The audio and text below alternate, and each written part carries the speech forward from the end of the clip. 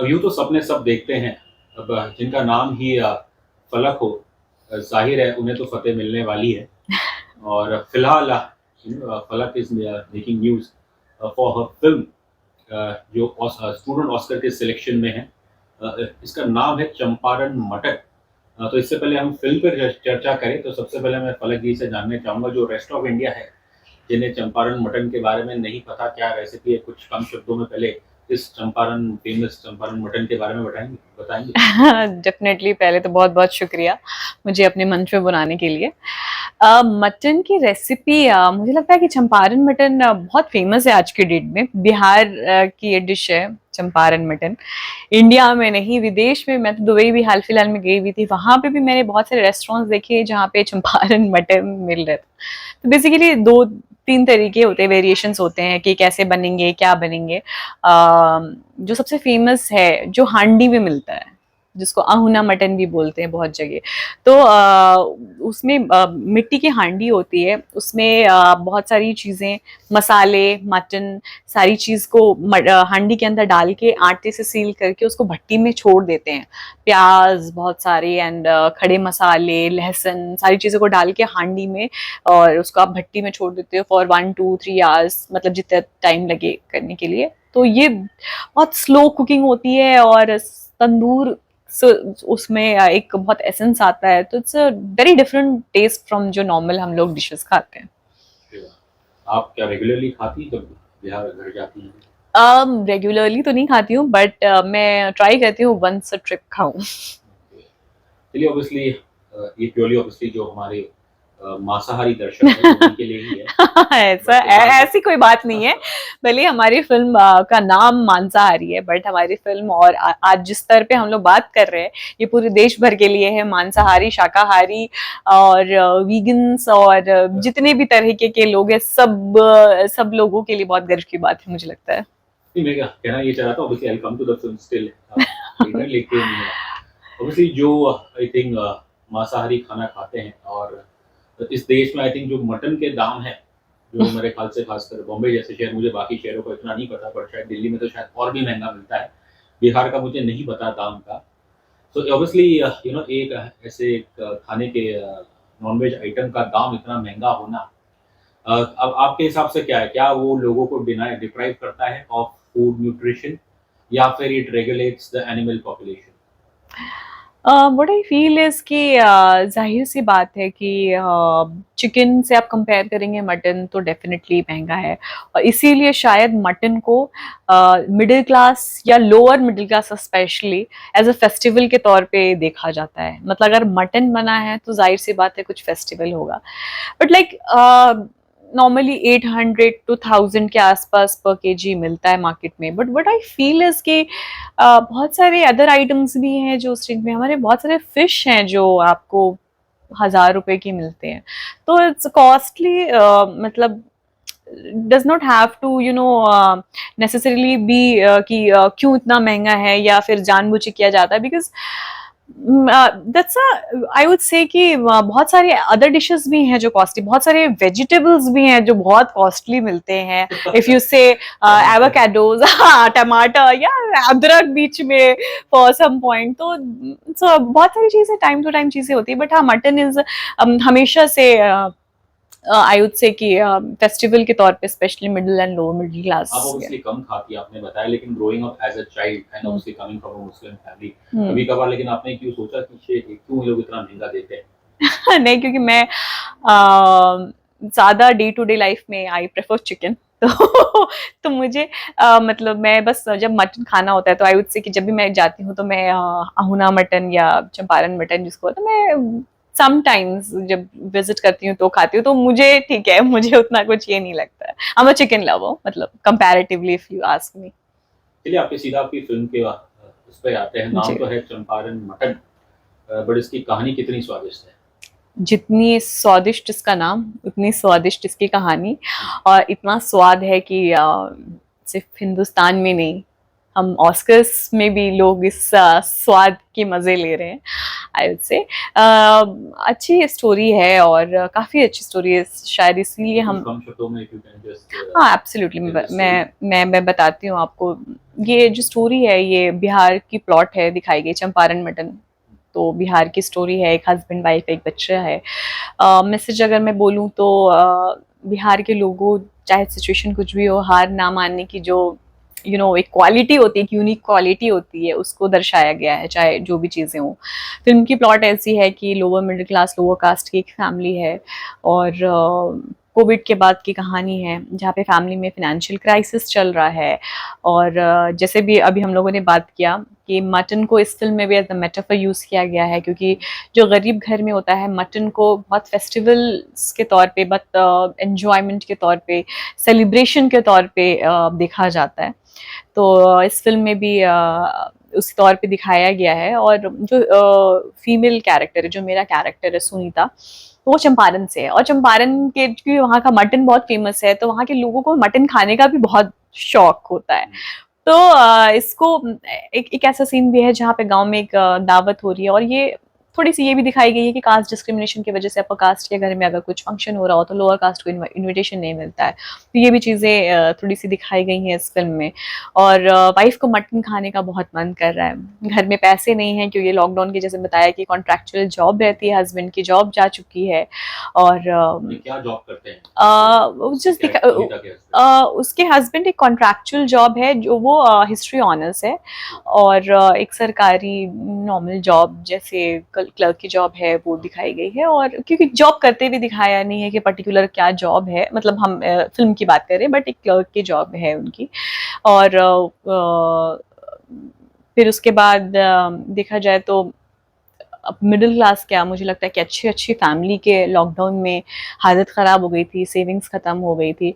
तो ये भी एक लोअर क्लास की फैमिली है, और जो डेली वेजेस वगैरह तो कम ही होते हैं। और ऐसी भी बहुत सारी चीज़ें दिखाई गई हैं कि कुछ फ्रेंड्स भी हैं जो अच्छे सरकारी जॉब में भी थे, उनकी भी ख़त्म हो गई, तो सब्जी बेच रहे हैं इस फिल्म में बैठ के। जो इनके दोस्त भी दिखाए गए हैं, जो मेल कैरेक्टर है रमेश, जो चंदन रॉय ने प्ले किया है। तो सबकी दयनीय हालत हो गई थी एक समय में। और बहुत सारी की चीज़ों की तो मैं बोलूँगी कि आज भी उस समझिए कि जो जो कर्ज में गए बहुत लोग आज भी नहीं उभर पाए हैं, बहुत फैमिलीज की जो चीज़ें लॉकडाउन में, जो क्योंकि काफ़ी लंबा समय के लिए मतलब परेशानी हुई थी पूरी दुनिया भर को। तो ये इसी दौरान, खैर हमारी जो फिल्म की जो प्लॉट है मैं उस पर आती हूँ। वाइफ से इतना प्यार है हस्बैंड को कि उसकी हर छोटी छोटी ज़रूरतों को पूरा करना है। वाइफ हस्बैंड से बहुत प्यार करती है, हस्बैंड वाइफ से बहुत प्यार करती है। तो ये दोनों का प्यार, और एक फिनेंशियल क्राइसिस भी है घर में, फिनेंशियल क्राइसिस की वजह से इन दोनों के बीच में प्यार में कोई कमी नहीं है, या एक दूसरे की ज़रूरतों को पूरा करने के लिए दोनों के अंदर समझिए कि एक बहुत अच्छी अंडरस्टैंडिंग, एक बहुत अच्छी केमिस्ट्री, एक हस्बैंड वाइफ की हंसी ठिठोला मजाक, ये सारी चीज़ें आपको इस फिल्म में देखने को क्या मिलेंगी। इसमें कॉन्फ्लिक्ट सिर्फ प्योरली जो कोविड में जो इकोनॉमिक क्राइसिस हुई है उसी उसी द्वारा आती है? Conflict in terms of story line, या because every story for progression it हाँ, नीड्स अ कॉन्फ्लिक्ट। कॉन्फ्लिक्ट ये है कि पैसे नहीं है घर में। और टाइमलाइन का कॉन्फ्लिक्ट ये है कि 2 दिन के बाद कार्तिक मास चढ़ने वाला है। तो जो रिलीजियस पीपल होते हैं वो लोग ये चाहते हैं कि हम लोग ये मंथ चढ़ने से पहले हम लोग नॉनवेज खा लें। तो ये समझिए कि कट टू कट अगर हम स्टोरी में बात करें, क्योंकि अभी मटन खाने का मन कर रहा है तो 1 हफ्ता 10 दिन 15 दिन के बाद भी पैसे इंतजाम करके खा सकते हैं। 2 दिन बचा है और कार्तिक मास चढ़ने वाला है, तो ये समझिए कि टिकटॉक काउंटडाउन भी है, वाइफ की ख्वाहिश है, 2 दिन के बाद खा नहीं सकते हैं। प्लस जब जो खाने की ख्वाहिश आप सोच रहे हैं, और सामने में घर में ये दिखाया गया है कि सामने में एक गांव में मुखिया के यहाँ दावत चल रहा है जहाँ पे मटन की पार्टी हो रही है, तो आप वो भी सोच रहे हो कि एक मन कर रहा है इधर खाने का, सामने दावत है और दावत नहीं आई, और 2 दिन का समय बचा है, कार्तिक मास चढ़ने वाला है। तो सारी चीजों के समझिए कि क्लैशेस भी हैं, टाइम काउंटडाउन भी है, उसी बीच में वाइफ की मटन खाने की इच्छा भी पूरी करनी है। तो कैसे हस्बैंड सारी चीज़ों को इंतज़ाम करता है पैसे के, तो उसमें थोड़ी सी कॉमेडी पैसे उसने बहुत अपने दोस्तों को उधार दिए होंगे। और ये भी एक बहुत बड़ा सटायर है आई वुड से कि आप पैसे उधार देते हो लोगों को, अपना पैसा, जब आपको जरूरत पड़ती है आप पैसे मांगने जाओगे तो ऐसा लगेगा कि आप उधारी मांगने जा रहे हो। तो इसको भी बहुत कॉमेडी वे में दिखाया गया है। तो दिस इज समथिंग, और एक this is a journey how wife and husband की कैसी जर्नी रहती है, और फिर अल्टीमेटली समहाउ वो जब आप स्टोरी देखेंगे तो पता चलेगा वो मैनेज करके मटन ले आता है। और वाइफ से इतना प्यार है, और वाइफ है चंपारण की, तो वो लास्टली डिसाइड करते हैं कि तुम्हारे मायके के स्टाइल चंपारण स्टाइल में मटन बनाएंगे। तो this is come the love and वो चंपारण मटन का जो टाइटल है हमारा आता है। Truly aromatic. Aromatic, absolutely. आपने मेटाफर का शब्द का जिक्र किया, जी आई थिंक जो पहला जो मुझे समझ आया जी वो तो ऑब्वियसली जो बिहारी रेजिलियंस है जी उसे शायद एक मेटाफोरिकल वे में दिखाया गया है। जी। बट दूसरे क्या मेटाफर है इस कहानी में? आप हम क्योंकि हमारी बहुत शॉर्ट फिल्म है तो मटन को ही एज अ मेटाफर यूज किया गया है इस फिल्म में। As a metaphor for what? Metaphor for celebration. Mutton आप एक गरीब घर में एक छोटी छोटी बातों की खुशी के तौर पे देखी जाती है। हर एक छोटी छोटी वजह बस आप खोज लेते हो, क्योंकि मतलब अगर आप एक समझिए कि एक फाइनेंशियल क्राइसिस एक फैमिली का दिखा रहे हो, एक गरीब घर को दिखा रहे हो, तो खुशी क्या खोजेंगे, उनके लिए खुशी क्या होती है? ये छोटी छोटी चीजें, उसमें ही खुशी खोजते हैं। क्योंकि और मुझे लगता है कि कहीं ना कहीं वो लोग ज्यादा खुश रहते हैं, क्योंकि हर छोटी चीजों में वो खुशी देखते हैं, हर छोटे रिलेशन में खुशी। जैसा मैंने बताया कि बिहार में ये प्लॉट जो बिहार का है, तो बिहार में हार ना मानने की जो ललक होती है, चाहे पैसे हो नहीं हो, खुशी में कोई कमी नहीं है। प्यार में हस्बैंड वाइफ में या बच्चों में जो भी बातें हैं, खटपिट हस्बैंड वाइफ है तो वो तो होती रहती है, लेकिन उस चीज में कोई कमी नहीं है। तो खुशी क्या है कि मेटाफर के तौर पे ये यूज किया गया है कि जब आप मटन ला रहे हो तो एक गरीब घर में ये बहुत बड़ा फेस्टिवल है। Narrative which is depressive. It is like Absolutely. This is cheering. Yeah, absolutely. Absolutely. You cheer yourself, or you just want to see छोटी छोटी चीजों सिचुएशंस को how you see as festival if you want। अगर आप अंदर से खुश हैं तो मुझे लगता है कि हर छोटी छोटी चीजों में आप खुशी देख सकते हैं। I think जो सामाजिक इसमें जो मुद्दा या मुद्दे हैं कुछ उनके ऊपर आप पहलू डाल सकती हैं। इसमें बहुत सारे छोटे छोटे मैसेजेस दिए गए हैं, जो one of the biggest messages है, क्योंकि ये जो फैमिली दिखाई गई है लोअर कास्ट दलित फैमिली बिलोंग करती है। और समाज में मैं बोलूँगी कि कहीं ना कहीं आज अगर हम लोग 2023 में बैठ के भी कास्ट डिस्क्रिमिनेशन की बात कर रहे हैं, तो इससे बड़ी मेरे लिए दयनीय बात कुछ नहीं है। बट कहीं ना कहीं ये सच्चाई भी है, कास्ट डिस्क्रिमिनेशन समाज में एग्जिस्ट करती है, ये कुप्रथा आज भी एग्जिस्ट करती है। इतने सालों हम लोग आज़ादी के एक दिन पहले हम लोग समझिए बैठ के ये इंटरव्यू कर रहे हैं, और इतने साल हो गए हमारी आज़ादी को, फिर भी आज के दिन भी अगर हम लोग इतनी छोटी सी चीज़ के लिए बात कर रहे हैं, जो हमारे लिए कॉन्वर्सेशन में अगर देखा जाए तो छोटी बात है, लेकिन ये एक्चुअली कितनी बड़ी बात है। हम लोग कितने पढ़े लिखे होने के बाद, आज़ादी कितने साल के बाद भी इन छोटी बातों पे पड़े हुए हैं। हम लोग को कहाँ से कहाँ पहुंच जाना चाहिए।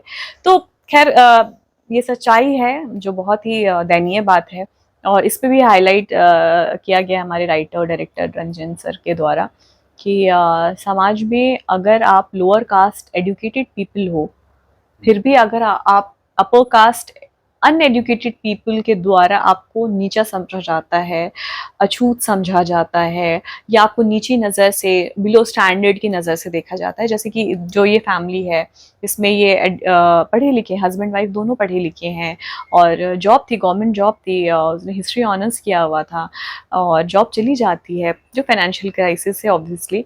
लेकिन जब वो पैसे मांगने के लिए, जब इसी दौरान जब उसको पैसे की ज़रूरत होती है, उधार मांगने के लिए जब जाता है, तो उसको जो समाज के अपर कास्ट के लोगों के द्वारा इस तरीके से समझिए कि प्रताड़ित बोले, या इस तरीके से एटीट्यूड दिखाया जाता है कि तुम तो नीचे कास्ट के हो, कि अगर तुम्हारी जॉब चली गई है तो वही काम कर लो ना। जो ऐसा लोग समाज में सोचते हैं कि जो 2-3-4 जनरेशन पहले जो लोअर कास्ट के लोग अगर काम करते होंगे, जैसे सपोज जैसे कोई मरा उठाना हो गया, या इस टाइप के लोगों के लिए दलित कम्युनिटी को लोग ऐसा सोचते थे कि वही काम करे। लेकिन आज के ज़माने में कोई पढ़ा लिखा इंसान है, अगर कोई 3-4 पूर्व जनरेशन पहले अगर कोई करता था तो हम आज भी उसको इसी नज़र से देखते हैं, तो ये मुझे मेरे हिसाब से बहुत गलत बात है। और इस टाइप की जो खराब सोच है समाज की, बहुत अच्छे से इस फिल्म में दिखाई गई है। तो इसलिए ये विषय ऐसा है और हमारा हमारा समाज, हमारा देश ऐसा है, बड़ा मैं कहूँगा बड़ा फ़नी देश है कि हमारे यहाँ पे अलग-अलग टाइप के, अगर मैं कहूँ, डिस्क्रिमिनेशन है। ऑब्वियसली एक ऑब्वियसली जो मेजॉरिटी कम्युनिटी है उसके अंदर एक कास्ट सिस्टम है, फिर अलग रिलीजन्स है ऑब्वियसली, उनके प्रति मतलब ग्रोइंग अप क्या कुछ रहता है। So obviously for someone like you growing up in Bihar, in a state which is known for its I would say social cultural caste politics. Absolutely. So growing up as a child, especially as a student, in a college, uh, तो क्या अभी आपने इन चीज़ों को कभी कुछ महसूस किया है? On the contrary, I would say कि I'm very blessed that मेरी अपब्रिंगिंग एक ऐसी फैमिली में हुई है कि जहाँ पे मुझे कभी टिल नहीं, घर के बाहर जब नहीं, वही मैं बोल रही हूँ कि टिल मतलब मैं जब इंजीनियरिंग के लिए बाहर निकली, टिल 12th आई वुड से, जाहिर सी बात है स्कूलिंग का कल्चर क्या होता है, बहुत होमली कल्चर होता है। आप स्कूल जाते हो, आते हो, बहुत ज़्यादा एक्सपोजर टू द सोसाइटी है और बाहर के लोगों से बहुत ज़्यादा नहीं होता है। तो ना ही मैंने कभी ये चीज़ें देखी, क्योंकि मैं बहुत एक एजुकेटेड फैमिली से आती हूँ, मदर फादर भाई, छोटी सी फैमिली है बट वेरी एजुकेटेड। कभी हमारे कास्ट डिस्क्रिमिनेशन, कास्ट होता क्या है, कभी भी कॉन्वर्सेशन नहीं हुआ। इट्स जस्ट गुड पीपल, हाँ ये अच्छे लोग हैं, ये है, ऐसी फैमिली से मैं आती हूँ और हमेशा ऐसी बात की गई। तो इन अ वे मैं बहुत अच्छा समझती हूँ अपने आप को, लेकिन इन अ वे मुझे जब आफ्टर 12th जब मैं कॉलेज में गई, जब मैंने सडनली ये सारी चीज़ें देखी, तो मेरे लिए बहुत आई वुड से कि बहुत सेटबैक सिचुएशन था। ओ माय गॉड, ये सारी चीज़ें होती है दुनिया में। मेरे बचपन के जो फ्रेंड्स थे वो मैं उनसे ज़्यादा खुल के बात नहीं कर सकती, जो कुछ ऐसे फ्रेंड्स मैं कॉलेज में भी जो स्कूल में भी पढ़ते थे, वो ऑल ऑफ ए सडन जब मैंने कॉलेज में देखा, आई वॉज वेरी एक्साइटेड। मैं जब गई बात करी तो मुझे पता चला, अच्छा ये उस टाइम मुझे मतलब समझिए कि ऑब्वियसली स्कूल से अलग पढ़ रहे हैं तो 5, 8, 10 साल से शायद अगर आप साथ पढ़ रहे हो, ऑल ऑफ ए सडन ये चीज़ें आपके सामने आई कि आप नहीं ज़्यादा बात कर सकते हो, बिकॉज ऐसा कल्चर है कि you are restricted to talk to a limited community of people, or that too at a higher education. So that was really setback situation for me, and that was very sad for me, I would say. But that is, as you said, harsh and hard reality of a society. और मुझे ये सारी चीज़ें बात करना ज़्यादा पसंद नहीं है, बिकॉज मैं मेरी नज़र में, बिकॉज मेरी जो एजुकेशन हुई, जो अपब्रिंगिंग हुई, जिस माइंडसेट से मैं बड़ी हुई हूँ, हमेशा इक्वालिटी के लिए मैंने बात की है और इक्वालिटी के तौर पे ही लोगों को देखा है। मेरे जो भी दोस्त किस कास्ट और कम्युनिटी से, आज भी अगर आप मुझसे पूछेंगे तो ना ही मुझे पता है और ना ही मैं इंटरेस्टेड हूँ इन चीज़ों को जानने, जानकारी में। इट्स जस्ट मेरे अच्छे दोस्त, अच्छे लोग, दैट्स इट। जो कॉमन डिस्कोर्स में जो कास्ट को लेके बात होती है, specially I would assume among the youth, अब का तो खैर मुझे इतना नहीं पता, बट पहले तो ये होता था कि रिजर्वेशन सिस्टम, तो इस पे कुछ कहना चाहेंगी? मैं तो देखिए पॉलिटिकल मुद्दे हैं ये तो, लेकिन पॉलिटिकल सोशल, हाँ I know, but what should I से, आई कैन जस्ट से कि टाइम टू टाइम चीज़ें रिवाइज्ड होती हैं। जब ये एक समय पे चीज़ें बनाई गई होंगी, डेफिनेटली इसकी ज़रूरत होगी समाज में। जो हमारी कॉन्स्टिट्यूशन जब लिखा जा रहा था और उस समय जो भी चीज़ें ऊपर नीचे थी, जो इसलिए बनाई गई थी, ये जाहिर सी बात है, जो जैसे कि हमारी स्टोरी में भी दिखाया गया कि अपर कास्ट के जो अनएडुकेटेड पीपल हैं, जो लोअर कास्ट के एडुकेटेड पीपल को दबाने की कोशिश करते हैं, तो उस समय भी ये, उस समय तो और देखा जाए तो परसेंटेज कहीं ना कहीं और कम होगा लोअर कास्ट के एजुकेशन की। तो उनकी ज़रूरत थी कि उन लोगों को भी, क्योंकि हमने एक मंच पे कैसे बराबर आ सकते हैं, कि उन्हें भी चांस मिलना चाहिए आने का। कंपटीशन कब हो सकता है, जब हम जब दौड़ते हैं और रेस, तो हमारा जो स्टार्ट लाइन होता है वो बराबर होता है। अगर हम एक रेस पे खड़े हैं और अगर आप बोलेंगे कि मैं यहाँ पे खड़ी हूँ और एक इंसान पीछे खड़ा है, तो फिर वो रेस कैसा होगा? That is not equality. तो इन सारी चीजों को क्या, जब हम रेस स्टार्ट करते हैं तो एक एक लाइन पे खड़े रहने के लिए वॉट एवर वॉज रिक्वायर्ड, जो कम्युनिटी बहुत ज्यादा पीछे थी तो उनकी परसेंटेज ज्यादा दी गई रिजर्वेशन के लिए, जो थोड़ी कम समझिए पीछे थी उनको कम परसेंटेज थी, उसके हिसाब से जो भी उस समय जो भी हमारी जो संविधान बनाने में जो लोग थे, अंबेडकर जी थे, जिनको जो भी बेस्ट लगा उन्होंने ये किया। और मुझे लगता है कि इसमें कोई बुराई नहीं है, क्योंकि हम सब आज अगर इतना होने के बाद भी आप सोचिए डिस्क्रिमिनेशन की नज़र से देखा जा रहा है, तो अगर नहीं होता तो फिर और क्या होता? तो मुझे लगता है कि जो भी हुआ है बिल्कुल सही हुआ। और अब ये अभी के आंकड़ा क्या है कि अब इतने साल हो गए हैं और टाइम टू टाइम ये देखिए पॉलिटिकल और ये समझिए कि रिविजन की मुद्दा है कि अभी अभी के स्टेट क्या है, क्या उसमें कुछ परसेंटेज की रिवीजन की ज़रूरत है, क्या नंबर ऑफ पीपल अभी कितना और उनको ज़रूरत है, ये तो समझिए कि it's a survey based thing. तो ऑब्वियसली आपने बात की कि जैसे आपकी फ़िल्म के अंदर है कि जो अनएडुकेटेड अपर कास्ट है वो जो educated lower caste, schedule caste है या तो उनको शायद थोड़ा डिस्क्रिमिनेट करते हैं। सो ऑब्वियसली नॉर्मली परसेप्शन रहती है कि जो शायद इतना पढ़ा लिखा नहीं है, वो शायद इन जात पात धर्म के भेदभाव को मानता होगा। जी। बट एक हकीकत ये भी है कि शायद आज भी इस देश में कि कई पढ़े लिखे लोग हैं और वो डिस्क्रिमिनेशन करते हैं। एब्सोल्युटली करते हैं, हम देखी जाती हैं। और ये सिर्फ कास्ट की नहीं बात करती हूँ, आज के ज़माने में जो चीज़ें पढ़े लिखे लोग हैं वो रिलीजन के बेसिस पे भी डिस्क्रिमिनेशन करते हैं। तो आई कैन ओनली से कि फिर पढ़ाई की जो लोग ऐसा करते हैं, मैं उनके लिए मैसेज दे रही हूँ कि फिर पढ़ाई की फिर आपके लाइफ में मतलब ही नहीं, सिर्फ आपने पढ़ के उसको हटा दिया, पढ़ के आपने अंदर नहीं लिया।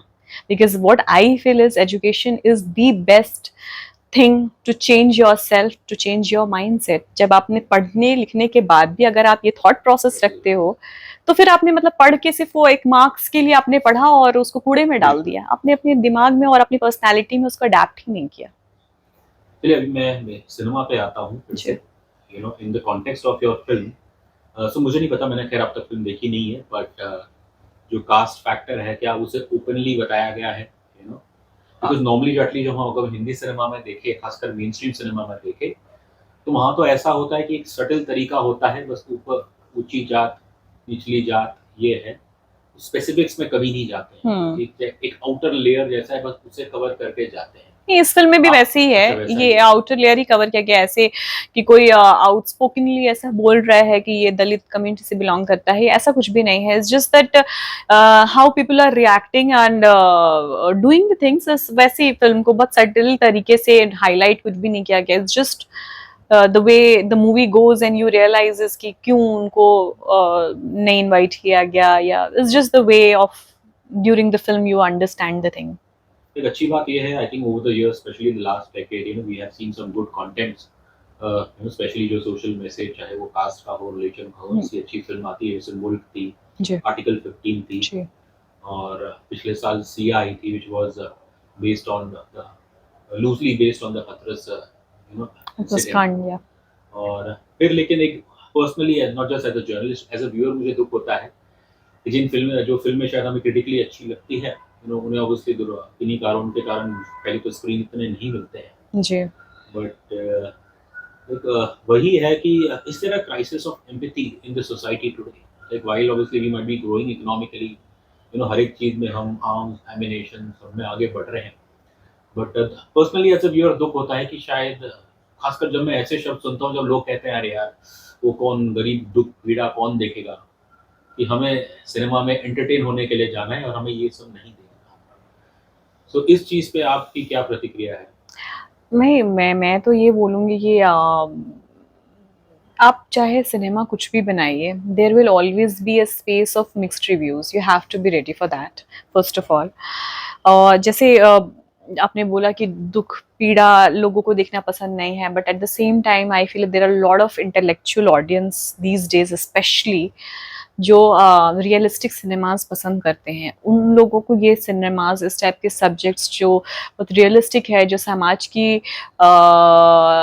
आप एक कोने में बैठे हो। आजकल तो न्यूज़ और सोशल मीडिया मैं बोलूँगी कि इतना ज़्यादा स्ट्रॉन्ग हो गया है कि आप इंडिया या दुनिया के किसी भी कोने में अगर कुछ इंसिडेंट ऐसा होता है तो विद इन फ्यू मिनट्स और फ्यू आवर्स आपके तक न्यूज़ और वायरल हो जाती है depending on the content. But still lot of people are still you know I would say कि जो इंटेलेक्चुअल सिनेमाज पसंद करते हैं, जो रूटेड सिनेमाज लोगों को पसंद आता है देखने की, बट मेजोरिटी की मुझे नहीं लगता, क्योंकि मैं तो फिर ऐसा सोचती हूँ कि एंटरटेनमेंट जो बोले कि अरे जाएं और ग्लैमरस देख ले, अब वैसे लोगों की संख्या कम हो गई है, because if they are paying and they want to see cinema, कि वो टाइम पास के लिए नहीं चाहिए। वो एक समय था एक हम इंडस्ट्री में कि जो सिर्फ जो चाहते थे कि सिर्फ हम जाएं बिना सरकार को उस पे एंटरटेनमेंट हो और देख के आ जाए। But these days what I feel मुझे इज लगता है वो एक जनरेशन है जो मतलब शायद उस कल्चर को प्रमोट किया है कि leave your brains behind. behind and then enter the theater.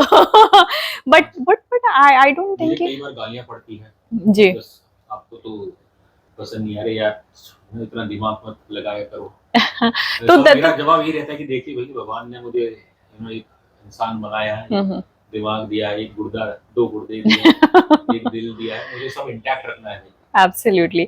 तो वही वो एक समय की बात थी, बट आज अगर आप मुझसे पूछेंगे तो ये scenario has changed, what I feel, what I see. हाँ, लोग अब ज़्यादा रियलिस्टिक सिनेमाज देखना पसंद करते हैं, बिलीव करते हैं। और सिर्फ इंडिया में नहीं, मुझे लगता है कि अंतर्राष्ट्रीय स्तर पे भी लोग की एक्सेप्टेंस और इलॉजिकल सिनेमाज, इलॉजिकल सीन्स और ओवर द टॉप थिंग्स जो बहुत रियलिस्टिकली आप डाइजेस्ट नहीं कर सकते हो, तो वो पसंद अब कम करने लगे हैं लोग। शायद यही रीज़न है जो हमारी सिनेमा जो बहुत बेसिक शॉर्ट फिल्म, डिप्लोमा और स्टूडेंट फिल्म विद मिनिमल, तो बजट ही नहीं है ऐसे बोलूंगी मैं, जो इस लेवल पे बात करे जाए 200-300 करोड़ की फिल्म्स भी बना के फेस्टिवल्स या फिर इस लेवल के समझिए कि जो ऑस्कर्स होते हैं वो तो बहुत दूर की बात है, जो हमारे आपके ऑडियंस हैं जिसके लिए बनती है कमर्शियल सिनेमा, वो तक पसंद नहीं कर रहे हैं। And obviously coming to the film, it's obviously a student film. जी। तो इसमें स्टूडेंट कौन है जिसने ये फिल्म बनाई? This is FTI diploma film, और diploma film is as in जब स्टूडेंट्स जो अलग अलग डिपार्टमेंट के स्टूडेंट्स होते हैं, Okay. वो जब उनके फाइनल, समझिए this is a final exam of all the students of different departments. तो वन डिपार्टमेंट इज डायरेक्शन, जो हमारे सर हैं जिन्होंने डायरेक्ट किया, रंजन सर हैं।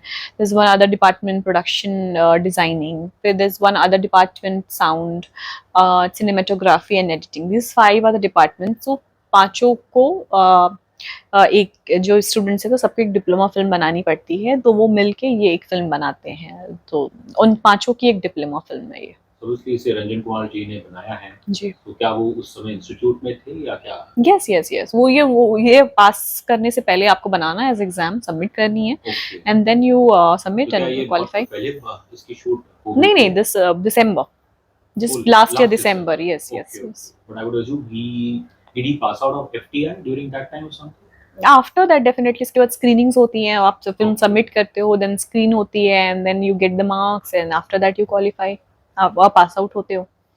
आपका obviously जैसे मैं करियर या फिल्मोग्राफी देखूं, you have some titles, only they are almost of them are very humble productions. Yeah. और आपके लिए obviously अपने करियर के इस स्टेज पे एक स्टूडेंट फिल्म का सिलेक्शन करना, how did this happen? This happened because मेरी थोड़ी वैल्यूज अलग हैं। व्हाट आई फील इज कि मैं जब सर ये बना रहे थे, I was doing lot of commercial films in Mumbai already. और सर जो हैं रंजन सर, वो हमारे कॉलेज के सीनियर हैं, इंजीनियरिंग बीटेक जो जहाँ से मैंने किया। और सर के साथ मैंने एक फिल्म ऑलरेडी, उनकी एक डायलॉग फिल्म 2019 में की थी sir I, that was very critically acclaim, बहुत हिट फिल्म है। मतलब hit as in not commercially hit, but जो इंटेलेक्चुअल्स और जो क्रिटिक्स वगैरह मुंबई से जाते हैं, जो बड़े बड़े दिग्गज है फिल्म इंडस्ट्री के, जो जाते हैं रिव्यू करते हैं, उनके हिसाब से मैं बोल रही हूँ, बहुत पसंद की जाती है सर आई फिल्म। तो डेफिनेटली हमारी एक बॉन्डिंग थी, plus definitely the most foremost thing is कि वो हमारे कॉलेज के सीनियर थे। जब उनकी एक बॉन्डिंग भी हमारी अच्छी बन गई थी. ही न्यू और the team FTII persons new I am a good performer. मतलब लाइक उनकी एक्टिंग, हमारी एक्टिंग बहुत पसंद की जाती थी. जिन लोगों ने भी फिल्म देखी, मुझे स्मिता पाटिल जी से बहुत कंपेयर किया जाता है, स्पेशली उस टाइम पे वो फिल्म बनी थी सराय चंपारण मटन तो नहीं बनी थी, तो मुझे बहुत गर्व लगता है कि she is one of the legendary actresses. तो फिर जब ये डिप्लोमा फिल्म सर को बनानी थी तो जाहिर सी बात है सर ने मुझे अप्रोच किया और सर ने बताया कि चंदन रॉय को भी हम लोग अप्रोच कर रहे हैं. And at that point of time, as I said, I was doing a lot of commercial films already, but I had managed कि मैंने एक फिल्म, मेरी एक प्रोड्यूसर थे, वो भी काफ़ी क्लोज थे, उनकी एक फिल्म मैंने साइन कर दी थी. बट आई हैव, मतलब eight that point of time मुझे ये सारी चीज़ें तो खैर पता नहीं थी कि ऐसी फिल्म बनेगी एंड देन ऑस्कर्स में जाएंगे. डेफिनेटली दिस इज, मुझे लगता है कि एक नियत होती है, ऊपर वाले ने देखी है और ये सारी चीज़ें मिरेकल के तौर पे हमारी लाइफ में आई हैं ये सारी चीज़ें. वहाँ शायद कुछ तो शायद मेन कैटेगरीज में थोड़ी बहुत लॉबिंग चलती होगी, बट शायद इस सेगमेंट में तो सिर्फ Absolutely, purely purely based on the content, the मतलब in content as in every aspect, technical aspect, performance aspect. मुझे लगता है कि हर aspect से अगर आप मतलब क्वालिफाई करते हो, प्रीमियम होते हो, तो ही आप समझिए इस साल और ऑलमोस्ट नॉमिनेशंस में 2444 फिल्म्स गई हैं. फिल्म्स और भी आई होंगी बट 24 जो फिगर आया है हमारे पास, जो सिर्फ नॉमिनेशंस क्वालिफाई करी, एंड आफ्टर दैट हमारी कैटेगरी, नैरेटिव कैटेगरी में only 17 films and the only Indian film to qualify semifinals. इसकी लेंथ कितनी है? 24 मिनट्स. 24 मिनट्स. या ऑब्वियसली जब ये खुशखबरी आई तो क्या आपको लगा कि कोई पागल मजाक कर रहा है? नहीं, मजाक तो नहीं, बिकॉज सर ने ही मुझे बताया था, तो ऑब्वियसली आई न्यू, क्योंकि इनिशियली बस जब हम लोग फिल्म कर रहे थे तो ये बात हो रही थी कि ये अच्छी फिल्म बनानी है, जाहिर सी बस हम लोग अपना बेस्ट देते हैं और मैं एज अ कलाकार मैं हर प्रोजेक्ट में अपना 100% देती हूँ, irrespective of the commercials attach, because ये स्टूडेंट फिल्म थी तो मी एंड चंदन ने कुछ भी चार्ज नहीं किया था और एक हमारे सीनियर का रिलेशन था, तो जाहिर सी बात है कि वो भी एक एंगल था. It's just the convenience we get, और ये स्टूडेंट फिल्म रहती है तो जाहिर सी बात है सारी चीज़ें प्लस बिल्कुल प्यार और पैशन से बनी हाँ बिल्कुल, प्यार एंड पैशन विदाउट एनी पैसा. है. जो भी और बाकी जो भी पैसे और प्यार है वो FTII ने डेफिनेटली दिया है, क्योंकि इक्विपमेंट्स एंड सारी चीज़ें FTII की तरफ से प्रोवाइड की जाती हैं डिप्लोमा फिल्म के लिए. और जाहिर सी बात है प्यार, पैशन और बहुत, तो मुझे लगता है कि साफ दिली से सबने बनाई और सबने मेहनत से बनाई, क्योंकि उन लोगों, वो लोग तो और स्टूडेंट्स हैं, उनके लिए तो ये पहली बड़ी फिल्म होगी. समझिए कि जितने भी डिप्लोमा फिल्म जो स्टूडेंट्स हैं वो एक ये एज अ सर्टिफिकेट लेके जाएंगे मुंबई में आते वो लोग, है ना, कि this is we have made. तो हम लोग तो ऑलरेडी, जैसे मैं और चंदन एज एन आर्टिस्ट, तो हमारी प्रोफाइल तो है ही है ऑलरेडी, बट उनके लिए भी तो बहुत बड़ी बात है ना, जैसे डिप्लोमा फिल्म थी, उनको दिखाते फिर आप इंडस्ट्री में आओ एंड यू वर्क हियर. जैसे कि मैंने बताया कि जब मैं स्टार्ट करी थी तो मुझे बस काम चाहिए था कि माई प्रोफाइल बिल्डिंग, तो दिस वाज, तो सबने एक बहुत अच्छी नियत से बनाई और मैं तो हर प्रोजेक्ट को परफॉर्मेंस के लिए बहुत पॉजिटिव रहती हूँ. What ever the duration of the character is, whatever the commercials of the character, उससे मुझे कोई फर्क नहीं पड़ता है, that is different part altogether. But performance मेरा बेस्ट होना चाहिए, लोग जो भी मेरे कैरेक्टर को देखे उसको देख के हमेशा याद रखे, तो ये इस चीज़ के लिए मैं बहुत पॉजिटिव रहती हूँ. उसी चंदन रॉय साहब, पंचायत, ये जो जबरदस्त सीरीज आई है, सीजन 1 सीजन 2, मतलब हर एक घर का वो हिस्सा हो गई है. और फिर चंदन रॉय जी, शायद मुझे नहीं पता कि लोग उन्हें कितने नाम से जानते हैं. बाय फेस तो खैर सब लोग ही फेस और जिस पहचानते हैं. अंदाज में वो जो हमेशा बोलते हैं, हाँ हाँ, सचिव जी, हाँ जी हाँ जी, एक ऑब्वियसली रघुवीर यादव साहब का तो अनोखा अंदाज है बोलने का. बिल्कुल बिल्कुल. और तो मैंने जब इनको हाल ही में इनका एक वेब सीरीज आने वाला है नेटफ्लिक्स पे, चूना, चूना, यस तो नाम यस. मुझे याद नहीं था, मैं बोला कि मैंने इसको देखा है कहीं. तो खैर चंदन जी के साथ, जी. although it's a short film, या उनके साथ काम करने का अनुभव बहुत अच्छा था, एब्सोल्युटली अमेजिंग. मैं तो ये हर जगह ये बात बोलती हूँ कि जब मुझे पता चला कि सर ने मुझे बताया कि हम लोग कर रहे हैं, चंदन रॉय को अप्रोच किया है, mostly he will be doing it, और जब हम लोग सेट पे मिले, जाहिर सी बात है बतौर कलाकार अब ऑपोजिट हम लोग जो काम कर रहे होते हो तो एक अच्छी मीटिंग करने की कोशिश करते हैं, because what how you react of screen, कहीं ना कहीं ये चीज़ें ऑन स्क्रीन भी दिखती शूटिंग के हैं. दौरान कुछ मेमोरेबल पल जो अभी याद आ रहा है? अब बहुत सारे सीन्स हम लोगों ने इम्प्रोवाइज किए, तो मतलब वही मैं बोल रही हूँ कि हमारी केमिस्ट्री इतनी अच्छी और इतनी जल्दी क्लिक हो गई कि जो लोग अगर और हम लोग काफ़ी अच्छे फ्रेंड्स बन गए उसके बाद से, और मतलब बहुत सारे जो लोग देखते हैं ऐसा लगता था कि शायद हम लोग सालों से एक दूसरे को जानते हैं, सालों से एक दूसरे को काम करते हैं, तो दिस इज फॉर अ कलाकार is like wonderful complement for both of us, I think. और कहीं ना कहीं वो भी बहुत अच्छे कलाकार हैं, और मुझे भी बोला जाता है कि you are a good performer, वो मेरे लिए भी बहुत अच्छे बोलते हैं। तो मुझे लगता है कहीं ना कहीं पॉजिटिव एनर्जीज जब मिलती हैं तो एक्सचेंज होती है, और ये चीज़ें ऑफ स्क्रीन ऑन स्क्रीन दोनों दिखती हैं। एक सीन है जो मैंने और चंदन ने इम्प्रोवाइज किया था, इनफैक्ट क्योंकि हस्बैंड वाइफ है तो हम लोगों ने सोचा कि जितनी रियलिस्टिक चीज़ें दिखे तो वो हम लोग हमेशा याद करते हैं। मैं उनसे गुस्सा हूँ, ये मटन और समथिंग एक सीन है, और वो मेरा गुस्से में मैं लेटी हूँ, मैं बोलती हूँ कि सुबह से कपाड़ दर्द हो गया है मेरा, मतलब सर दर्द हो गया है। तो वो उठ के बताना चाहिए ना, पैर टिटा रहा है, ऐसा भी कुछ मैं बोलती हूँ। पैर टिटा रहा है मतलब बिहार में ऐसा बोलते हैं, पैर दर्द होता है उसको। तो अरे पैर टिटा रहा है तो बोलना चाहिए था ना, तो उठ के मेरा पैर दबाने लगते हैं। तो पैर दबाने लगते हैं तो मैं बोलती है क्या कर रहे हैं, छोड़िए नहीं तो खींच के दे देंगे एक लात। तो वो रुकते हैं, बोलते हैं अच्छा तो दे दीजिए एक लात। तो वो एक बहुत ही प्यारा, फिर मैं आई स्माइल, और वो एक हस्बैंड वाइफ, मतलब कैसा हो कि तुरंत आप हस्बैंड वाइफ की प्यार नहीं प्यार, तुरंत प्यार होता है, तुरंत झगड़ा होता है, तुरंत मान जाते हैं। तो वो बहुत अच्छी ये खट्टा मीठा रिश्ता होता है, और ये बहुत इम्प्रोवाइज सीन है, तो ये सीन स्पेशली बहुत पसंद किया जाता है फिल्म में। Honestly, I think अगर आप जैसा आपका करियर देखते हैं, I think one of the early works, इसका टाइटल का नाम है सोच। जी। और अब जैसे हम आपसे बातचीत कर रहे हैं, आपने जो आई थिंक एक कमर्शियल वर्ड का बार बार जिक्र किया। ये मेरी सोच है कि एक फिल्म बड़ी हो या छोटी हो, बिग बजट हो या कम बजट की हो, सब तो ये कोई चैरिटी तो है नहीं। तो कहीं ना कहीं आपको लगता है कि जो इंडिपेंडेंट सिनेमा है, प्रोड्यूसर्स, डायरेक्टर्स, क्रिएटर्स है, कि वो एक जब वो खुद ही कहते हैं हमारी फिल्म कमर्शियल नहीं है, कहीं ना कहीं वो अपनी फिल्म को ही अंडरमाइन कर रहे हैं। बिकॉज इवेंचुअली मेरा मानना है कि there is a mainstream and yes then there is parallel cinema. उस समय का जो शब्द था, आज तो कहना मेरे ख्याल से उचित नहीं है। And there would be content, socially relevant content या फिर niche films. But do you feel a lot of independent filmmakers undermine their own film by saying that our film is not a commercial film? मुझे नहीं लगता है कि अब जैसे suppose आज अगर हम इस फिल्म की बात कर रहे हैं, तो अगर ये मैं बोलूँ कि कमर्शियल फिल्म नहीं थी क्योंकि ये एक स्टूडेंट फिल्म थी, ये चीज़ें बहुत इत्तेफाक से हमारे साथ सबके साथ हो गई कि ये चीज़ें ऑस्कर्स में गई, और पूरे मतलब ये न्यूज़ आई मार्केट में, एंड बहुत अनएक्सपेक्टेड प्यार इज्जत पूरे देश भर से हमें मिलने लगी। अगर आप ये सोचें कि जितना प्यार और ये चीज़ें मिल रही हैं एक नॉर्मल कमर्शियल सिनेमा मीन्स जिनके एक अच्छी खासी बजट होती है, उसको हम लोग कंसीडर करते हैं कि कमर्शियल मेन स्ट्रीम सिनेमा को, तो उसके लिए तो कहीं ना कहीं 15 करोड़ 20 करोड़ तो सिर्फ प्रमोशंस पीएनए में खर्च किए जाते हैं।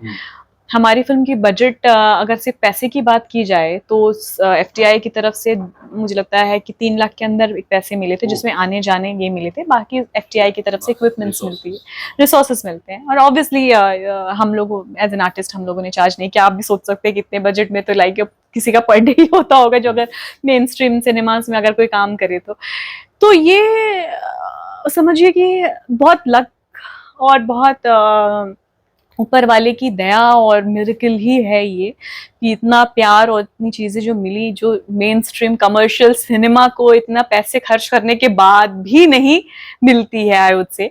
लेकिन अगर कोई डायरेक्टर बोल रहा है कि कमर्शियल फिल्म नहीं है, तो पता नहीं क्यों बोल रहा होगा। क्योंकि अगर कमर्शियल फिल्म नहीं है, या तो फिर आप कुछ ऐसा डॉक्यूमेंट्री या कुछ ऐसा आप खुद से इसमें बना रहे हो कोई चीज को एक्सप्लोर करने के लिए, बजट कम बजट ज्यादा हो सकती है।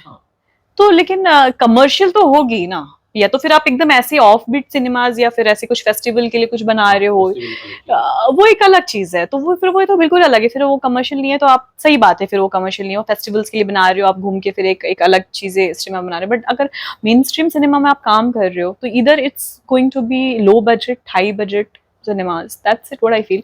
और आर्ट, और ये तो सही बात है जैसे आपने कहा कि अब वो एग्जिस्ट नहीं करती है, बिकॉज आर्ट सिनेमाज जो अभी जो ऑडियंस पसंद कर रहे हैं has become the main stream cinema, what I feel. लोग ज्यादा पसंद कर रहे हैं उसको अब ऑब्वियसली जैसे ऑस्कर के रेस, स्टूडेंट ऑस्कर के रेस में है, और लगान के दौरान आमिर खान साहब ने उन्होंने तो खैर तो सुपरस्टार है अपनी तरफ से, उनके लिए भी एक एडिकेशन था। एब्सोल्युटली। और उन्होंने आने के बाद जब दुर्भाग्य से हमें फिल्म नहीं मिली, but I think that film which one was probably more deserving, ये खुद उन्होंने भी कहा था। वहाँ से आने के बाद उन्होंने कहा था कि हमें एक एजुकेशन मिली है कि क्या क्या करना चाहिए। कैसे हमें इस फ़िल्म को इसके चांसेस बढ़ाने के लिए क्या-क्या करना पड़ेगा। तो ऑब्वियसली एक चंपारण मटन जैसी फ़िल्म जो स्टूडेंट कैटेगरी में नॉमिनेट होती है, जी, तो इसके लिए क्या चैलेंज है? कुछ आप खुद भी आपका खुद का भी एक प्रोडक्शन हाउस है, आप जी, शॉर्ट फ़िल्में बनाती हैं। जी। तो आप क्या समझती हैं अभी? मतलब क्या इस विषय पे आपने रंजन जी से बात की है कि आगे इसे देखिए, हम इस फ़िल्म के संदर्भ में तो मैं यही बोलूँगी कि हमें जितनी मेहनत करनी थी हमने की। और जब आप मुझे लगता है कि आप ये सोच के नहीं बनाते हो, बस ये थॉट सोच के बनाते हैं कि अच्छी सिनेमा बना रहे हैं हम लोग, एक अच्छी फ़िल्म बना रहे हैं, तो ऑटोमैटिकली सब चीज़ें और सब लोग अच्छे मिलते जाते हैं और सब लोग 100%, क्योंकि जैसा बताया कि कोई भी ये थॉट प्रोसेस से सोच के नहीं बनाया था कि ऑस्कर्स के लिए बना रहे हैं। शायद ऑस्कर्स के लिए सोच के बनाते तो नर्वस होके और शायद खराब बन जाती। तो मेरे पास एक अच्छी सिनेमा सोच के सबने बनाई। और इस फ़िल्म के लिए जितनी भी 1000% सबने मेहनत करी, सब डिपार्टमेंट की इसमें हाथ है, क्योंकि सिनेमा आप भी जानते हैं किसी एक इंसान हुँ, की मेहनत से नहीं बनता है। अगर एक इंसान बोले कि मैं नहीं होता तो ये नहीं बनता, अगर मैं होता मेरी वजह से बना है, तो that is absolutely wrong. You also will agree with this कि एक टीम की वर्क है, सबने बहुत मेहनत की और सबने मेहनत की और एफटीआईआई ने ये पहल की, तो ये फ़िल्म वहाँ तक पहुँची है। इस फ़िल्म में अब बस दुआ की गुंजाइश है कि इतने लोग इतनी फ़िल्म्स को पीछे करके सेमीफ़ाइनल्स पहुँची है। अब हुँ। दुआ कर सकते हैं। No, the ball is not in our court now. Now बस सेमीफ़ाइनल्स टू फाइनल्स पहुँच सकती है and we are just praying. और जब ये फ़िल्म, मुझे लगता है कि इस फ़िल्म में बहुत अच्छी गुंजाइश है करने की, और मैं we all are just expecting कि शायद क्या, बिल्कुल ये फाइनल्स जीतेगी और आएगी होपफुली। Fingers crossed. जहाँ जब कोई ऐसी फ़िल्म आती है उसको कुछ इंटरनेशनल रिकॉग्निशन अ, उसकी कंसिडरेशन में वो रहती है। बट इसकी सक्सेस तब होगी कि जब ये फ़िल्म मैं कहूँगा जैसे ज़्यादातर बिहार के लोग ही नहीं, बल्कि अधिकतम भारतीय भी इसे देखें। तो तब शायद इसकी ट्रू सक्सेस होगी। बिकॉज़ कई एब्सोल्युटली। बार क्या होता है फ़िल्में जाती है, जैसे एक फ़िल्म आई थी जिसे कुछ साल पहले नेशनल अवार्ड मिला था। अब वो आई, थोड़ा बहुत उसने कंट्रोवर्सी क्रिएट किया और लेकिन वो फ़िल्म आके चली गई। तो फिर सवाल पैदा होता है कि वही एक फ़िल्म जिसको पहले नेशनल अवार्ड मिला था तब अब जाके वो थिएट्रिकल रिलीज़ हो रही है और उसे शायद हार्डली कोई देखने जाता है थिएटर में। ओके। तो फिर मैं बेहतर हूरे की बात कर रहा हूँ। आज ओके, तो यस। बतौर दर्शक मैंने भी वही सोचा कि मतलब तो ये क्या है कि एक फ़िल्म जिसको शायद जिसे नेशनल अवार्ड मिला पहले और अब उसे कोई दर्शक देखने नहीं आया। तो फिर वो फ़िल्म मतलब इवेंचुअली आप बनाते हो अपने ही लोगों के लिए और कोशिश रहती है कि ज़्यादा से ज़्यादा लोगों को दिखाया जाए। जी। तो ज़ाहिर है आई थिंक आपकी भी यही उम्मीद होगी बिकॉज़ नहीं, अगर नहीं, बिल्कुल। वो है बिल्कुल, मैं ये देखना, और जब से ये चीज़ें बाहर आई हैं, लोगों का तो बहुत प्यार मिल रहा है देश भर से, और सबसे ज़्यादा सवाल मिल रहा है कि कहाँ देख सकते हैं, कहाँ हाँ, देख सकते हैं? और ये हम लोग मेरी टीम जहाँ भी पॉसिबल होता है ये बताते हैं, क्योंकि ये फेस्टिवल्स में ऑस्कर्स के जो रूल्स हुँ, हैं कि जब तक ये फेस्टिवल्स में है आप इसको ओके, पब्लिकली पब्लिक रिलीज़ नहीं कर सकते। नहीं कर सकते हैं या ऐसे पब्लिक प्लेटफ़ॉर्म पे नहीं दे सकते हैं। तो वंस, और ये इसके साथ-साथ और भी 2-3 फेस्टिवल्स में गई हुई है ये फ़िल्म, तो ज़ाहिर-सी बात है कि सबके रूल्स हैं कि जब हाँ, तक ये है आप उनको नहीं, एक्सक्लूसिविटी चाहिए। एक्सक्लूसिविटी चाहिए होती है। तो जब ये एक बार हो जाए चीज़ें, और ये एफटीआईआई की समझिए कि प्रॉपर्टी है, एफटीआईआई का ओके, प्रोडक्ट है ओके, ये, या तो they are the only one who can take this decision कि कब और कहाँ पे रिलीज़ करना है। But we can only suggest कि जब एक बार चीज़ें हो जाएँ तो आप रिलीज़ करिए। हमारे इंडिया के दर्शक बहुत बेसब्री से इंतज़ार कर रहे हैं इस फ़िल्म को देखने के लिए। तो मैंने कुछ वीडियोज़ देखे आपके फ़िल्म से रिलेटेड एंड डायरेक्टर जी का भी थोड़ा इंटरव्यू देखा और आई थिंक जो ज़्यादा चीज़ें सुनने को मिल रही है कि ये बहुजन समाज की फ़िल्म है। आप क्या सोचती हैं? क्या चंपारण मटन को बहुजन समाज की फ़िल्म कहना वो उसे उचित है या उसे एक रिस्ट्रिक्ट करता है? ये तो एफटीआई की फ़िल्म है सबसे पहले तो। देखिए, स्टोरी चाहे कुछ भी हो जाए, हुँ, क्योंकि ये डायरेक्टर उस कम्युनिटी से आते हैं, उन्होंने ये लिखी, और जहाँ तक उनका, क्योंकि जब कोई भी इंसान एक स्टोरी लिखता है तो कहीं न कहीं क्या होता है कि जो अपने सबसे पहली स्टोरी, क्योंकि इनकी बड़ी एक फ़िल्म होगी हुँ, पहले, फिर आगे जाएँगे, फ़िल्म इंडस्ट्री में काम करेंगे, तो ज़ाहिर-सी बात है अलग-अलग सब्जेक्ट्स पे लिखेंगे वो आने वाले समय में। जब एक इनकी पहली बड़ी फ़िल्म होती है, जैसे डिप्लोमा फ़िल्म उनकी, समझिए कि अब तक के लिए एक बड़ी फ़िल्म थी उनकी। तो फर्स्ट फिल्म इंसान कोशिश करता है जो बेस्ट लिखे। बेस्ट कब हो सकता है कि जब उसको आप हर तरीके से जस्टिफाई करो आप अपनी स्टोरी को।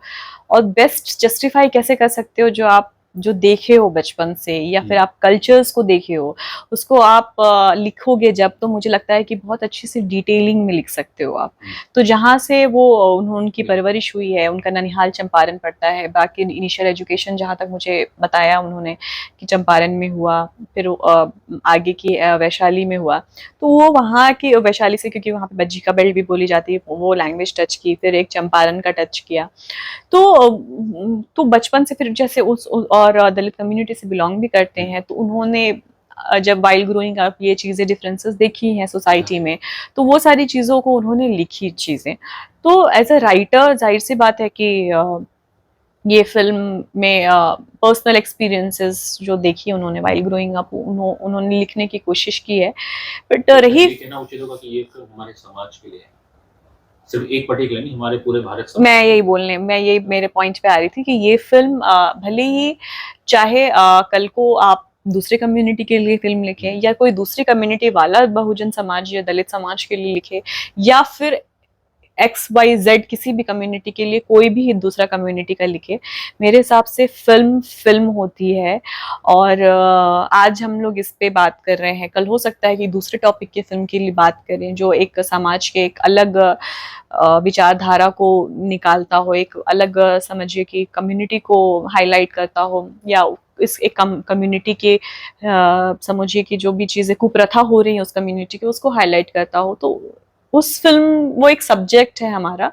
और जाहिर सी बात है कि ये फिल्म FTII की है और ये पूरी हिंदुस्तान की फिल्म है, इसीलिए पूरे हिंदुस्तान से हमें प्यार मिल रहा है। obviously looking at आपके बारे में भी थोड़ा बहुत मैंने पढ़ा, जी।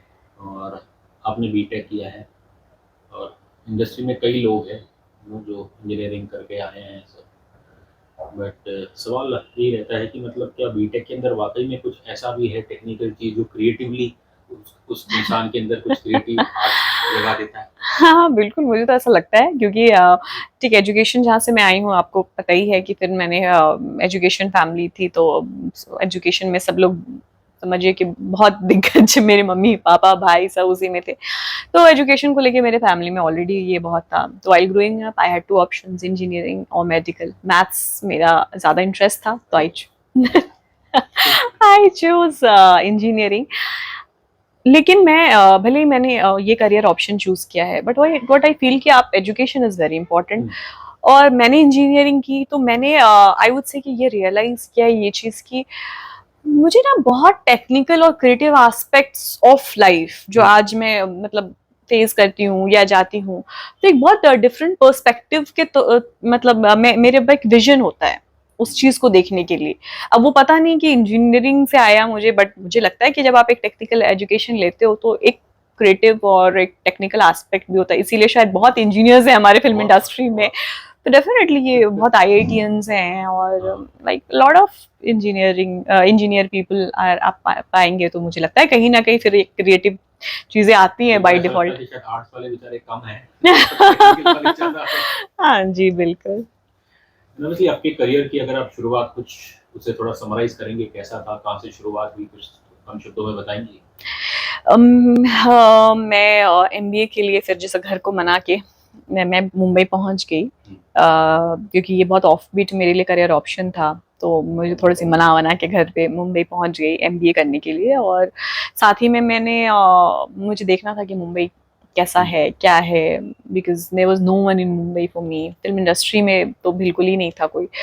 तो while I started studying for MBA, मैंने साइमल्टेनियसली फिल्म इंडस्ट्री में कैसे काम होता है क्या करना स्टार्ट किया। कॉलेज के मेरे कुछ कलीग्स के शॉर्ट फिल्म से मैंने स्टार्ट किया था काम करने। तो ताकि ये आपके MBA MBA, यस यस अच्छा, उसमें ड्रामेटिक्स होते थे? यस, तो उसमें जो मेरे कुछ कलीग्स कुछ फिल्म्स बना रहे थे, तो मैंने उसमें काम करना स्टार्ट किया। बिकॉज शौक होना एक अलग बात होता है, बट ऑन कैमरा कैसी चीज़ें होती है, बिकॉज मैंने कोई ट्रेनिंग नहीं ली थी, मैं तो बस आ गई थी यहाँ से। तो यहाँ पे फिर मैंने काम करने के साथ साथ फिर ट्रेनिंग लेना स्टार्ट किया एज प्रोजेक्ट टू प्रोजेक्ट। फिर कॉलेज में मैंने किया, मैंने कुछ वर्कशॉप्स किए, मैंने सेल्फ डिक्शन पे बहुत काम किया। ऐसे मेरा डिक्शन पहले से भी ठीक था, बहुत ज़्यादा ऐसा नहीं बोलूँगी कि मेरी डिक्शन ख़राब थी, बिकॉज ऑफ स्कूलिंग, और वो मेरा डिक्शन थोड़ा ठीक था, बट उसमें भी और इम्प्रोवाइजेशन जो, क्योंकि एज एन एक्टर आपकी जितनी डिक्शन अच्छी हो, मुझे लगता है कि और अच्छे से आप वेरिएशन दे सकते हो ऑन कैमरा। तो जो भी रिक्वायर्ड थी वो मैंने किया। फिर मैंने कोशिश किया कि जितना ज़्यादा से ज़्यादा मैं काम कर सकूँ। मैं इनिशियली फिर जो भी रहता था फ्री में भी मैं बोलती थी मुझे काम चाहिए, क्योंकि मुझे प्रोफाइल करना था। फर्स्ट प्रोफेशनल ब्रेक क्या था? फर्स्ट प्रोफेशनल ब्रेक मुझे जिसके लिए पैसे मिले थे वो था मेरा एक, अच्छी बात हाँ, छोटे थोड़े से पैसे मिले थे। वो था एक डीडी का एक पायलट शूट हो रहा था। मैं तो एज अ शो ही मुझे बोला गया था, बट मुझे उस टाइम पे नहीं मालूम था कि पायलट क्या होता है, but later on I came to know. उसके लिए 3 दिन के लिए मैंने शूट किया था, और ये था कि ये शो जाएगा चैनल में, पास होगा, उसके बाद विल शूट इट। बट था कि 1-2 महीना टाइम लगता है, बट वो 2 महीना 4 साल हो गए, वो एक अलग बात है। तो वो एक शो था मेरा, 100 भाइयों की लाडली, वो मेरा first I would say commercial break था।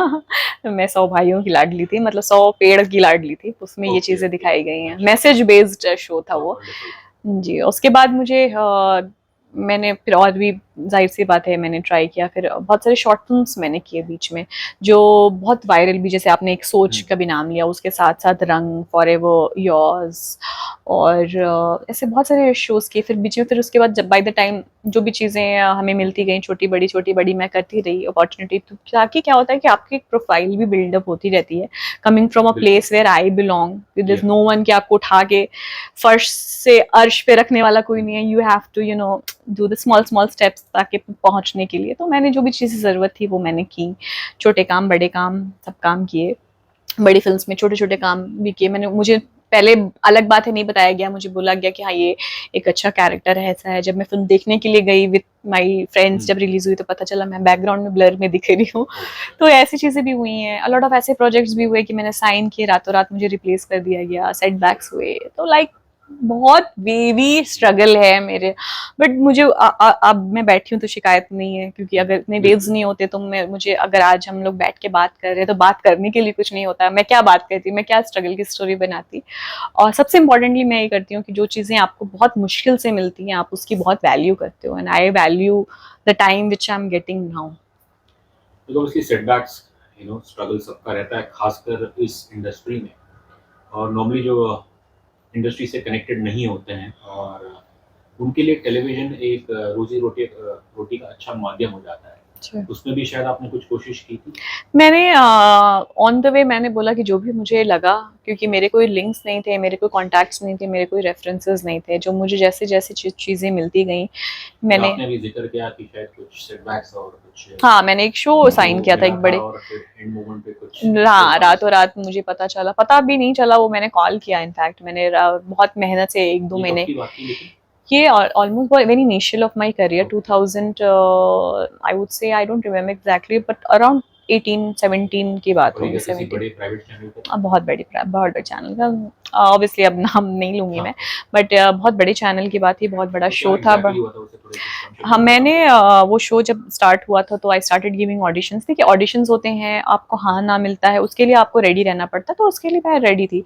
बट एक ऑडिशंस के बाद जब आप एडवांस स्टेज में पहुंच जाते हो तो सब आप फिर उस शो के साथ आपकी समझिए कि एक इमोशनल जुड़ाव भी होने लगता है। फिर आपको लगता है कि नहीं अब हम लोग पार कर चुके हैं।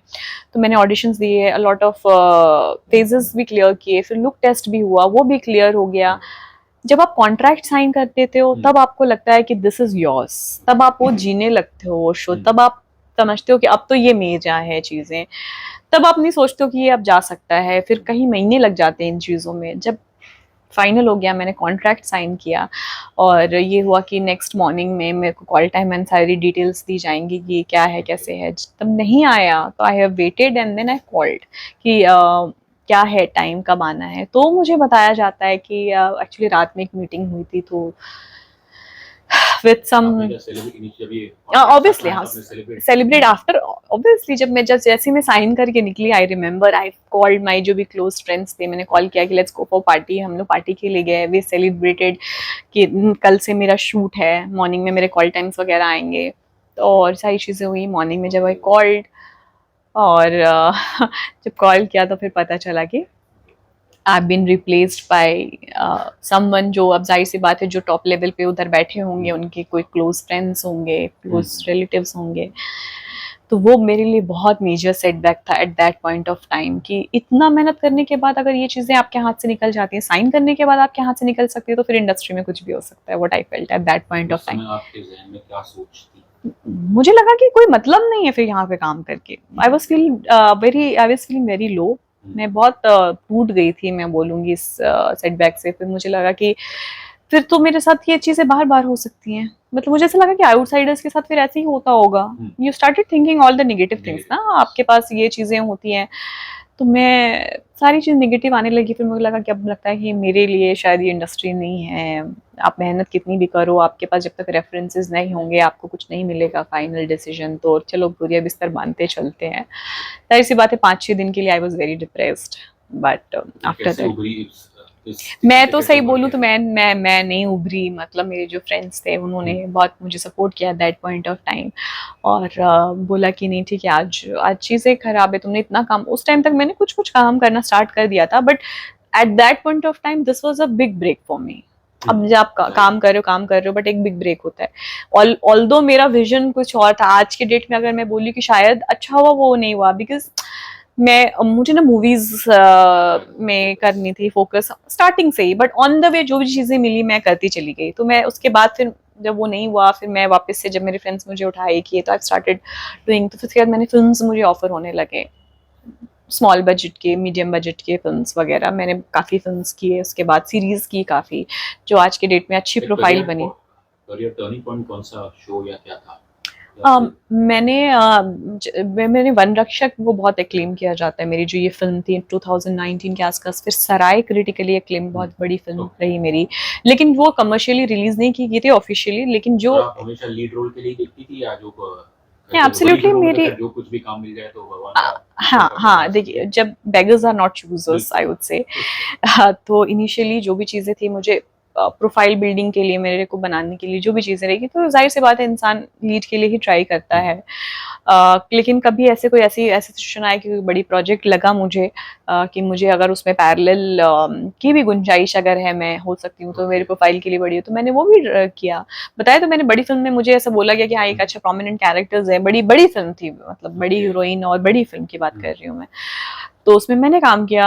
मैं ठीक है, कोई नो प्रॉब्लम है अगर इसमें काम कर लेंगे, क्योंकि जहाँ से हम आते हैं, बताया जैसे कि मुझे आपको बहुत साबित करना पड़ता है हर चीज़ के लिए। नो वन इज स्टैंडिंग कि हाँ ठीक है आप आइए मैं साइन करके देता हूँ, आप लॉन्च होने वाली हैं ऑपोजिट द बिगेस्ट सुपरस्टार। तो आई ये चीज़ें थी मेरे माइंड में कि I have to do a lot of struggles and I was ready for that undoubtedly.